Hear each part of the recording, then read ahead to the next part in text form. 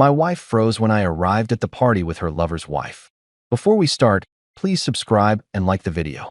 I walked into that party with another woman on my arm and watched my wife's face drain of all color. But here's the twist. The woman beside me, she was married to the man my wife had been sleeping with. And we had a plan. Let me take you back to where this all started. 3 months earlier, on a night that would change everything. You know what, Jason? If I have to hear about your feelings one more time, I might actually fall asleep standing up. That was the moment. The exact second something cracked inside me. Emily, my wife of 7 years, stood in our living room, arms crossed, looking at me like I was a tedious email she didn't want to answer. I'm sorry I'm not thrilling company tonight, I managed. I thought telling you how I felt still mattered. Emily rolled her eyes and grabbed her clutch. It does, in small doses. But this heavy, mopey energy, it's exhausting. I wanted to scream. To remind her that I worked 60-hour weeks to keep us afloat. That I loved her still, despite everything. But none of it would matter. She breezed past me, spritzed on perfume, and said over her shoulder, "It's just dinner with friends, Jason. Don't wait up." The door clicked shut, and I sat there stunned. Then my phone buzzed. Unknown number. One message. "She's lying to you." Just 4 words, but they landed like a punch. My thumbs hovered over the screen. Then it buzzed again. "If you want the truth, meet me tomorrow, 9 a.m., Cafe Driftwood." Don't tell her. I glanced at the clock. 11:42 p.m. Emily still wasn't home. I wasn't sure I even knew what my house was built on anymore.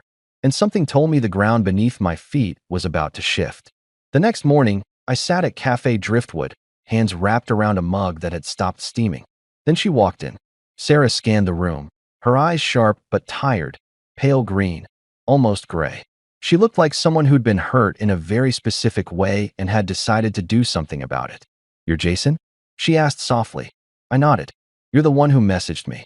She sat down and got straight to it. "My husband's name is Ryan. He's the one your wife's been seeing." I stared at the scratches on the table. There was something surreal about sitting here talking to a stranger about something so quietly life-altering. "I found their messages 2 weeks ago," she continued. "Her name's in the thread. So are selfies, hotel bookings. And last night, I watched her walk into the same restaurant he told me he was going to alone. That hit harder than I expected. She told me it was dinner with old friends," I said. Sarah smiled, dry and ironic. "Yeah, Ryan said it was a business dinner. Amazing how social they both are without each other." We sat in silence for a few seconds. Then she leaned forward. "I want to follow them. Document everything. Not because I want to catch them. I already did. I want the truth. The full picture. And I think you do too." I hesitated. "What are you hoping to find?" Sarah looked straight at me. "Something I can't unsee. Something that makes leaving easier." And there it was. The truth behind both of our eyes. We weren't here to catch our spouses. We were here to free ourselves from doubt. "Okay, I'm in," I said. She smiled with the faintest trace of relief. "Good. I already have a plan." It started quietly. Sarah and I met the next evening. She had parked her car across from a high-end restaurant. "They're inside," she said softly. "Table near the window." She laughed when he touched her hand. That simple sentence knocked the wind out of me. I glanced across the street. There they were. Emily, my Emily, tilting her head, smiling like I hadn't seen her do in months. Ryan was speaking with casual confidence. "I took pictures," Sarah said, handing me her phone. There they were. Blurry but undeniable. Her hand on his knee under the table, his fingers tracing the edge of her wine glass. Later that week, we followed them again. Sarah caught them sharing a cab, sitting close, heads tilted toward each other. I waited outside the downtown Marriott while she snapped a photo of them entering through the side entrance. We met in dim parking lots, cheap coffee in hand, comparing notes like detectives too tired for disbelief. "You ever feel like this is someone else's life?" I asked one night. "All the time," Sarah said. "Like I slipped into the wrong version of reality." We started noticing patterns. Same days of the week. Always a Tuesday night and a Thursday lunch. Never back to back. They had matching dinner reservations twice. Different names, same table, same hour. We kept everything. A growing archive of infidelity. Dates, times, photos, logs. I built a spreadsheet. She color-coded the calendar. In between the stakeouts, Sarah and I began talking about other things. Her job in publishing. My work in IT. We shared stories, compared notes on the lies we'd been told. She started asking about me. What Emily was like before all this. What I used to love about her. Emily used to laugh at my bad impressions, I told her. Fall asleep with her head in my lap during old movies. Insist on dancing with me in the kitchen when it rained. Sarah smiled. Sounds like she was once a real person. She was, I said. Or maybe I was just blind. One evening changed everything. We were watching what I thought was Emily's workplace. She'd said she worked for an arts nonprofit for 6 months. A fresh start, she'd called it. Something meaningful. We watched people file out of the glass doors. Men in sport coats, women with lanyards. But no sign of Emily. Sarah leaned forward. That's weird. She said she was staying late.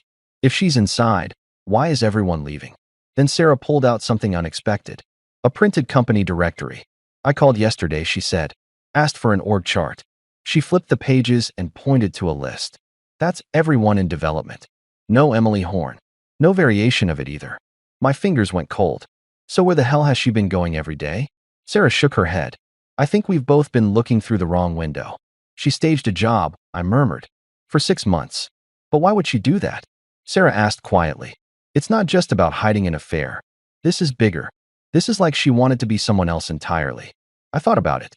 Emily had talked about wanting freedom. About feeling trapped in her old corporate job. About dreams she'd put on hold. Maybe this wasn't just about Ryan. Maybe it was about creating a life where she could be whoever she wanted. No accountability. No husband asking questions. She built an escape hatch, I said finally. A whole identity she could slip into whenever she wanted. Sarah reached out, her hand brushing mine. Not romantic, just contact. Human. I know it's a lot. It changes everything, I said. No, she said gently. It confirms everything. That's when things started to shift in the other direction. A week later, I was meeting Sarah at a quiet bookstore cafe. We'd been careful, always different locations, always discreet. But as I walked out to my car afterward, I saw her. Emily. Sitting in her car across the street. Just watching. Our eyes met for a brief second. Her expression was unreadable. Not angry. Not hurt. Just observing. Then she started her engine and drove away. My heart pounded. Had she followed me? How long had she been watching? That night at home, Emily was different. Quieter. She made dinner, set the table, but kept glancing at me like she was solving a puzzle. You seem busy lately, she said casually, sipping her wine. Lots of late meetings? Just work stuff, I replied, keeping my voice steady. She nodded slowly. It's funny. I've been thinking about us a lot. About what we've become. I didn't respond. Just let the silence hang there. Over the next 2 weeks, I noticed her watching me more. Checking my phone when I left it unattended. Asking pointed questions about where I'd been. It was like she knew something had changed, but couldn't figure out what. And then came the counseling session that changed everything. We were sitting in Rebecca's office. The therapist had asked Emily to share what she'd been feeling. Emily took a deep breath. I think Jason's been pulling away. And I understand why. I haven't been present. I haven't been the wife he deserves. She turned to me, eyes glistening. I want to tell you something. Something I should have told you months ago. My stomach tightened. I never took that job at the nonprofit, she said, voice shaking. I made it up. I know how that sounds. But I felt so trapped in my old life. The corporate grind, the expectations. I just wanted to feel free. To have time to figure out who I was outside of being someone's wife or someone's employee. Rebecca leaned forward. And what did you do with that time? Emily looked down at her hands. I explored the city. Took art classes. Wrote in cafes. I know I should have been honest, but I was afraid Jason would judge me. Would think I was irresponsible. She looked at me with what seemed like genuine vulnerability. I'm so sorry. I know I've hurt you, but I want to fix this. I want us to start over. Really start over. It was a masterful performance. The perfect confession. Just enough truth to seem honest, but leaving out the most important part. Ryan. I sat there, watching her, and realized this was her play. She'd seen me with Sarah. She'd panicked. And now she was offering me a limited hangout, a partial truth to prevent me from digging deeper. I looked at Rebecca, then back at Emily. Thank you for being honest, I said calmly. Emily's shoulders relaxed. Relief flooded her face. But I wasn't done. I kept going to counseling. Kept playing along. Emily seemed to think her confession had worked, that we were on the path to reconciliation. She made the bed again with hospital corners. She ironed my shirts. She packed my lunch with notes. Trying so hard. Love E. But I'd seen through it. The fake job confession was just another layer of deception.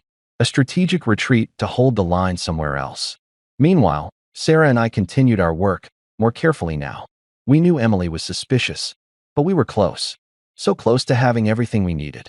Then one afternoon, Sarah texted me. Can we meet tonight? It's important. We met in the park. Sarah didn't look at me right away. She just stared straight ahead. You okay? I asked.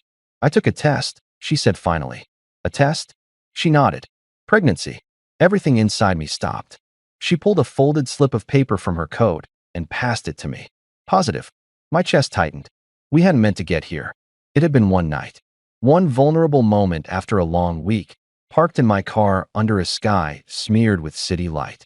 It wasn't passionate or reckless. It was quiet, almost reverent. A release valve we hadn't planned to open. Are you sure it's mine? I asked gently.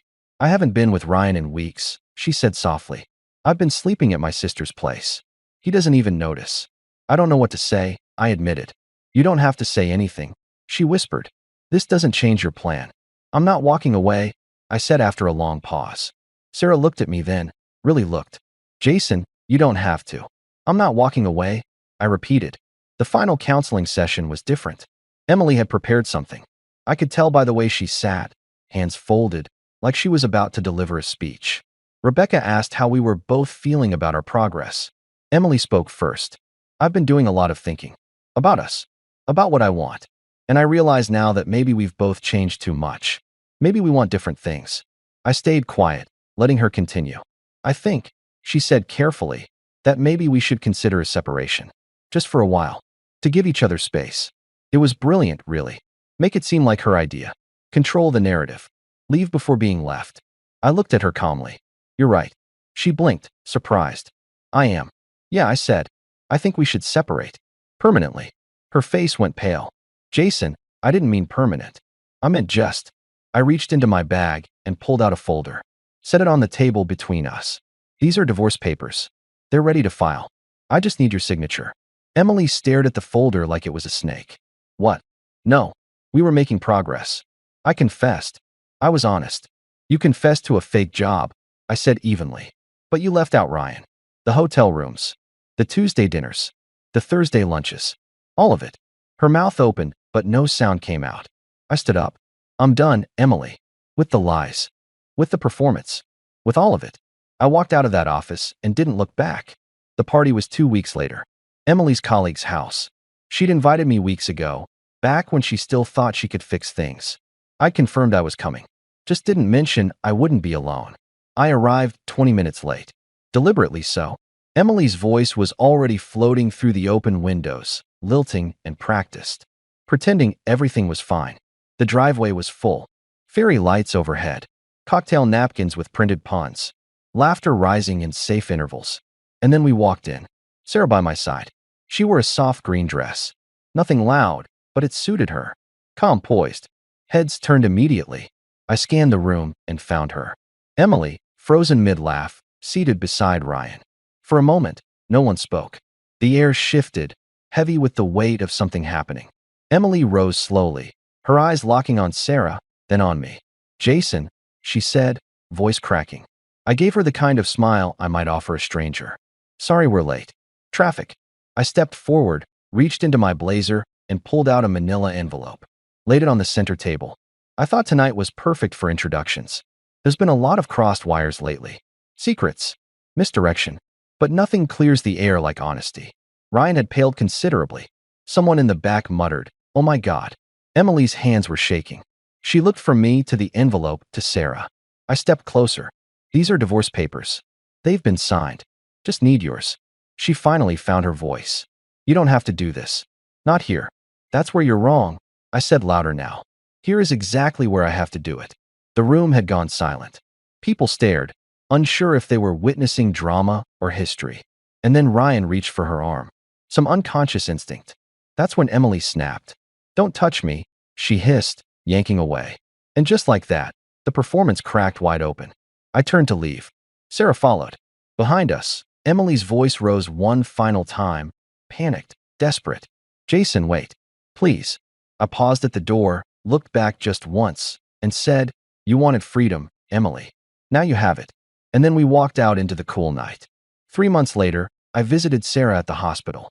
She was sitting up in bed, dark hair pulled back, a sleeping newborn tucked against her chest in a wrap of pale blue cloth. When she saw me, her eyes lit up with something gentle. Recognition. Belonging. He's perfect, I said, voice low. Sarah smiled, her fingers gently stroking the baby's head. He doesn't even know how much drama preceded his arrival. Maybe that's a good thing, I murmured. We didn't say much after that. Didn't need to. The air between us was calm in a way I hadn't known I craved. I held him for a while. His eyes fluttered under paper-thin lids. He didn't cry. He just existed, quiet and warm and real. Later, as I stood to leave, Sarah said, "You're welcome to visit any time." I looked at her, and for the first time, I saw someone I didn't need to decode. No lies, no masks. Just Sarah. "I will," I said. That night, back in my apartment, a smaller space now, one I'd rented on the other side of town, my phone buzzed. One message. "Emily, were you ever happy? Even a little?" I stared at the screen for a long time. The question hung there, impossible to answer. Because the truth was, I didn't know anymore. Maybe I had been. Maybe I'd convinced myself I was. Maybe happiness was just another performance we'd both mastered. There were so many ways I could have answered, but none of them felt true. Because sometimes there is no answer. Sometimes the question itself is the problem. I powered the phone off. Outside, the wind shifted direction, scattering petals from a tree I couldn't see but could feel. And I thought, not for the first time, we never know the exact moment something ends. But maybe that's okay. Maybe the ending doesn't matter as much as what comes after.